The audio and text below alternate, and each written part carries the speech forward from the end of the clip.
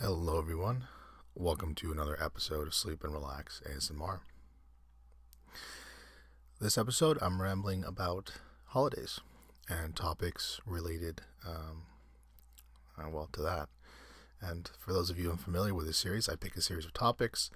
I just start to talk out loud about them. Usually, I get off topic. I start branching off, and without really noticing, of course, I kind of just start at one place and I end up in a different place. And that's kind of the point. It's to keep you disoriented, hopefully bore you to tears, maybe to sleep, if that's what you're looking for. So, why holidays? Okay, which is a valid question. Thanks for asking. Well, recently I was daydreaming and somehow I got on the topic in my mind about gifts in the holiday season. Gifts, not gifts like a GIF or a GIF. What's the big deal? I mean, is it GIF or is it GIF? For me, it's a little bit more intuitive to say GIF. GIF is if it were with a J. In my opinion, that would be what makes more sense in terms of the pronunciation. And I've understood that you can pronounce it either way, GIF or GIF. Again, kind of curious, how do you pronounce it? Because for me, it's a little bit counterintuitive to say it as if it were with a J, J-I-F. Okay, so getting back on topic, already all over the place. I was thinking about gifts during the holiday season, obviously primarily during Christmas or Hanukkah, and I was thinking about some of the gifts that my family and friends used to give me when I was younger, or what they gifted me when I was younger. And I, of course, remember some of my favorites. They included a science kit when I was around 7. It was this cool, almost toolbox or kit looking thing that I wanted I wanted to use for, it had like over 20 different science experiments that you could try. There are most of these chemical reactions that, would change the color of a substance, get a liquid to start bubbling, so on and so forth. But I was really fond of it, right? I really liked it. And, I remember playing with that quite a bit. Another gift I remember very fondly was a new baseball hat. A bat. And, it was one that my dad bought me. It was this blue bat. I probably harassed my father for, an entire year, and I was so happy and thankful that he actually got it for me during Christmas. And, still very fond and special memory I have with my father.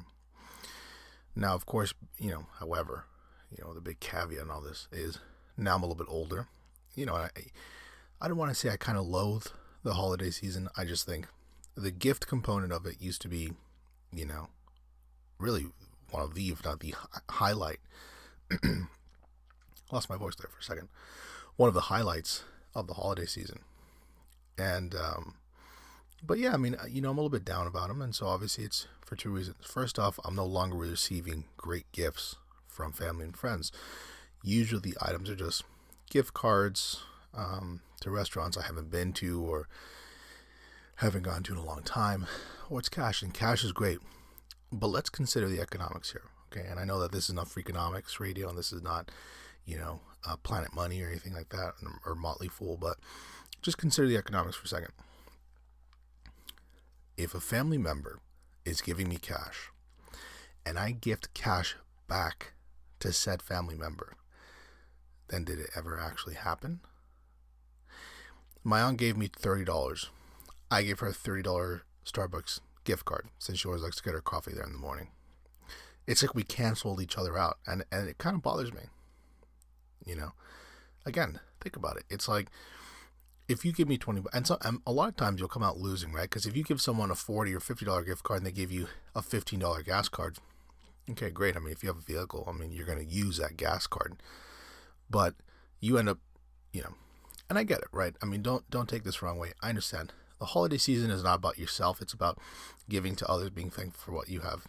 So I don't want to make it seem as if, this experience detracts from the overall holiday season, or the reason for giving and the reason for being generous with your time, your resources, and so on and so forth. But it's definitely a learning process, right? Where it's like you're given these things, And now it's like a lot of times you just cancel each other out. That's why I go back to the economics of it. If I give you $20 and you just so happen to give me $20 back, I mean, we should just called each other before and said, listen, I'm going to give you $20. How much were you going to give me? $20. Save it. Who cares? Like, what does it matter? Of course, there's also little cousins and family members that need to be taken into consideration, right? Where you don't receive anything in return. And while they are unbelievably excited about getting gifts now, I am, of course, the opposite position, because I'm the sucker that needs to be searching for and purchasing gifts for the little suckers. Suckers, in case you couldn't hear me well. But the highlight of the holiday season for me is when my family, we would go somewhere and we would stay at the Holiday Inn, maybe to maintain the holiday theme going on. Maybe it was just a coincidence. But as I got older, and I was, really cool and, trying to be such not a rebel. I was never a rebel, but I wanted to be like, really, I wanted to be cool. I would listen to the song Holiday Inn, right, by Chingy and Snoop Dogg as we were arriving to the hotel on my Walkman, right? I mean, does anyone remember those? Whatever happened to those things? Are they even around? I'm going to click pause here for a moment and look it up because I am interested. 1 second.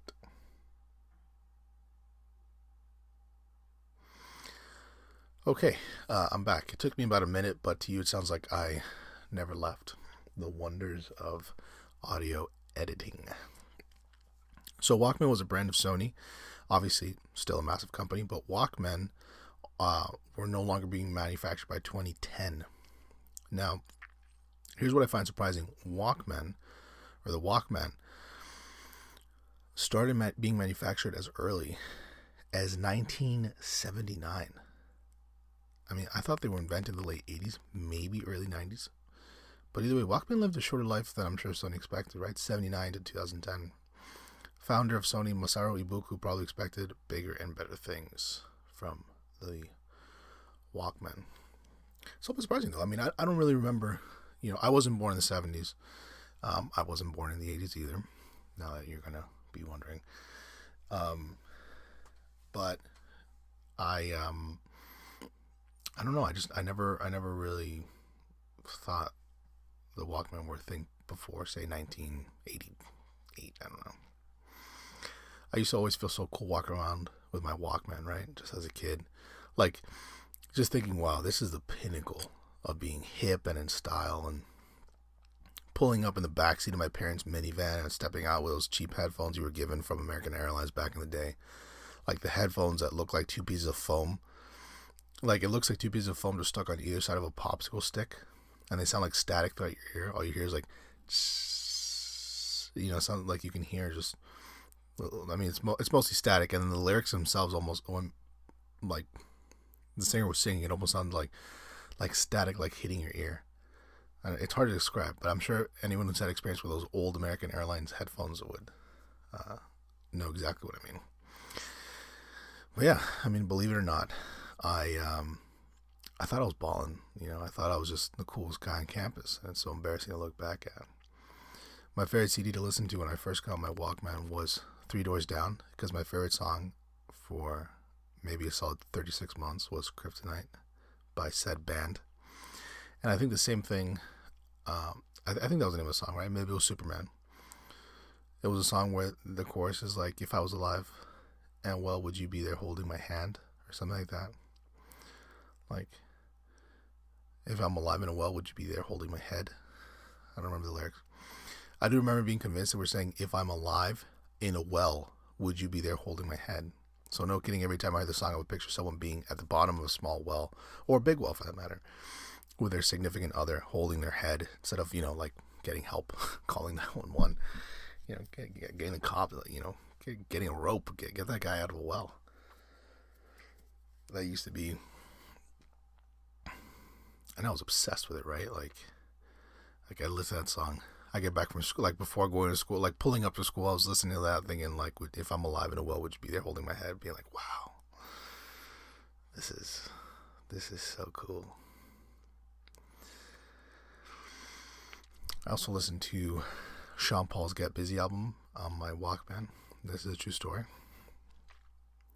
I used to love Sean Paul, and I'm not sure if that's embarrassing to admit or not, but I'm admitting it right here to you, right here, right now, right here, right now. And I still kind of love that album. And whenever a song like Get Busy or like Luke comes on the radio, I don't change the station, right? I mean, I'm not saying I'm belting out the song, but I'm not changing. I'm not moving away from that song. So who knows what Sean Paul's saying anyway? It's virtually impossible. I would just kind of mumble the lyrics, right? My mother never understood why I listened to that album. And to make things worse, occasionally I'd ask her to play it in the car on the way to, or either on the way to school or the way back home. And, looking back, I feel guilty subjecting my mother to that. She's a trooper. I don't know, we got on the topic of Sean Paul from holidays, but that's beginning of the rambles, I suppose. I also really enjoyed Outkast albums on my Walkman. There was a time where iPods were a thing, but I didn't really want to give up the Walkman just yet. So while most of the kids were rocking like iPods and all that, I was carrying my 30-pound brick of a Walkman in my hand, walking around campus with those terrible American Airlines headphones, listening to the song Kryptonite on repeat, my Sean Paul album, and a lot of times Outkast as well. And I listened to other CDs, but I really can't remember off the top of my head what else I was listening to on my illustrious Walkman. I'm fairly certain I have the time right? Because Outkast came out with Speakerbox and what is it? Love Below. Speakerbox, Love Below. Was that the name of both of the albums? And so anyway, they obviously come out with those two albums, and I actually had an iPod, but I preferred my Walkman, so I don't know. It really goes to show you just what a great sense of fashion and taste I have, that I was still walking around with said Walkman instead of just, using the more practical solution, which is and always will be something smaller, something that allows you to add more songs, more music. Has there ever been a product with a more appropriate name, right? A Walkman. At the time, it was this amazing invention where, hey, you could walk with your music, man. You just stick a CD in there, make sure you don't flip your Walkman over. Otherwise, the track will skip or stop. Oh, not just walk, man. Right? What a stroll down memory lane that is. I remember that the Walkman used to have this feature. I think it was called the hold. And so it would kind of like drain your battery immediately, but what it would do is it would kind of ensure that your Walkman, even if it's flipped over, even if you're running around with it or whatever, you'd be able to listen to the song continuously without any skips or jumps or anything. But if you wasn't on hold, and let's say you moved a little too fast, or you shook it, or it flipped over, it would either stop the song, or it would whatever, it would either stop the song, or it would just like skip over most of the lyrics. So, again, the pinnacle of, but I mean, it's not surprising. I mean, I found a lot of things. I mean, I still remember like my first experience with a Game Boy, Jesus, I need to really learn how to pronounce it. A Game Boy when I was a kid playing Pokemon, and it's just a nerdy thing. It's a nerdy thing. I remember just turning it on and being like, wow, I mean, are we in the future? I mean, I don't know. I don't remember how old I was. I must have been like 5 or something like that. 6. Like I was little. I was definitely a little kid, but, again, for me, it was just this unbelievable feat of technology. I couldn't believe that I was living. I was also really obsessed with Wonder Bread for a while. I don't know if it was the marketing. I don't know what the deal was. Maybe it was just the name of the bread. I always thought Wonder Bread was like some special kind of bread that was like developed, in like this high-tech facility. And I can't quite remember why. Maybe it was just because it was called Wonder Bread. But I remember thinking, it's so dorky, but I remember thinking that, I was playing Pokemon on my Game Boy, and I was like asking my mother to slice me a piece of Wonder Bread, and I don't know why I remember the most useless things, not that I forget important things either, in my opinion, but I remember garbage things that really, they have no long-term benefit to me other than roasting myself on a podcast. Because, again, I remember asking my mother to slice me a piece of Wonder Bread. We had another piece of bread there, and I said, no, it has to be the Wonder Bread. I'm playing Pokemon Go. I need a futuristic bread. I said something like that. My mother obviously laughed at me because she was like, this kid's a real dork. I don't know what his deal is. But, yeah, just useless. I mean, I have probably other useless memories I could pull out.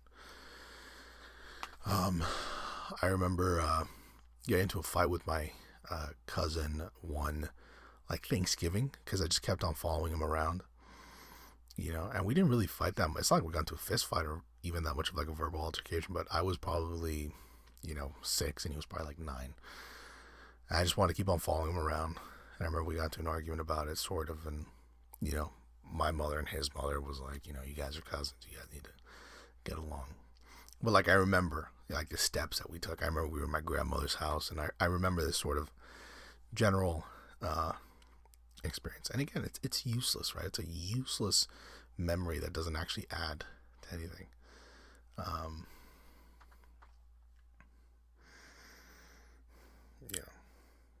I mean, again, I remember things that I think make sense. I mean, I remember most of my birthday parties. I remember, winning sports titles in elementary, middle school, and high school as I got older. I remember, my first class at university. I remember, I don't know. I remember things of that nature, accomplishments in life, accomplishments of others in my life. So,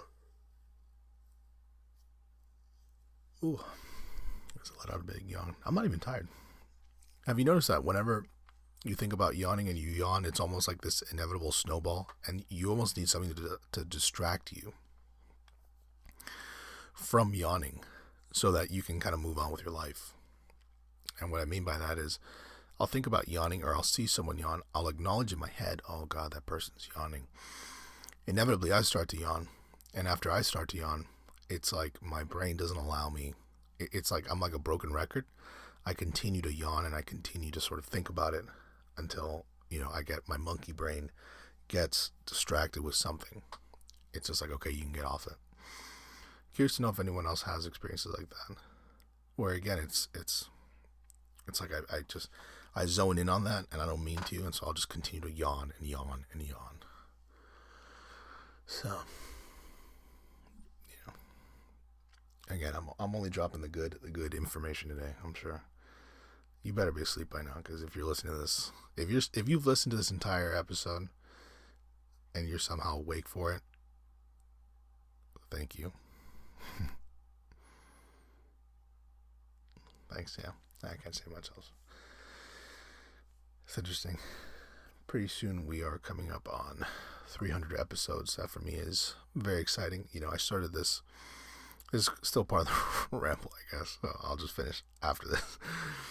But I started this podcast because I felt that there wasn't a podcast available that was creating consistent content and releasing on a very frequent basis, and releasing different, and that's the thing is, for me, sometimes I like hearing a voice. Sometimes I like hearing whispers. Sometimes I like rain. Sometimes I like the sound of a train. Sometimes I like the sound of, a grazing pasture, farmland. Sometimes I like the sound of, a busy bar, and that was sort of why I started the podcast, is because I said, I think there's an opportunity here for me to create content that I myself would really want to hear. And I'm sure that if I want something that is, and also not necessarily a visual, doesn't require a visual component, right? Because on YouTube, you can find a bunch of fantastic ASMR content creators. But for me, it was like, there really weren't that many podcast options. Something where it's just like, listen, I'm in my office. I have a 30-minute break. I'm going to go ahead and just, doze off for a little bit. Or, I'm having a lazy Sunday. I want to just doze off for a little bit. And it doesn't have to be this, really intricate thing where it's like I'm introducing 45 different triggers and, I'm inducing, these 45-minute hour, 45-minute episodes where I'm doing these crazy things. It can just be someone having a conversation, with me, quote unquote, and just kind of guiding the conversation. And, just kind of, I know that I'm not going to have any, loud banging in the background or any loud music. It's just me and that person, and I just get to relax. So for me, it's quite the honor, quite the blessing to be able to be doing this, nearly 300 episodes later. I mean, it definitely doesn't feel it's been that long. I'll tell you that. I mean, every time I record, it feels like not quite the first time, but it definitely feels like something that I'm still trying to improve on, and something that, I really, still enjoy doing. It is incredibly time consuming just planning out the schedule, releasing it. For the most part, I'm doing a lot of this on my own, and obviously, we try to monetize the podcast so that we can, improve the hardware of it, and sort of, if I can do this a little bit more and not do other things, do other things a little bit less, and I think that's beneficial to me and beneficial to whoever listens to you, if you're listening to this and you like this podcast. But, that's a different ramble, I've kind of touched a bunch of different topics here. So anyway, I'm going to go ahead and end the podcast right here. I want to thank you, as always, for listening. If you have any questions, any comments, you can always get in touch with the show at hello@sleepandrelaxasmr.com. If you'd like to support the show, you can do so via Patreon or Tingles, which is just sleep and, okay, tingles.com. I think it's tingles.com, or it's gettingles.com. And then search for the podcast, but you have to use the and symbol, not A-N-D, when you look up Sleep and Relax ASMR. You can also donate via our website, and just check out our website. We have a couple different cool things on there, how to listen to the show, how to donate. I try to, keep it updated, and if you have any suggestions about that, you can also email me. So that's it for the show. Thanks as always for listening, and take care.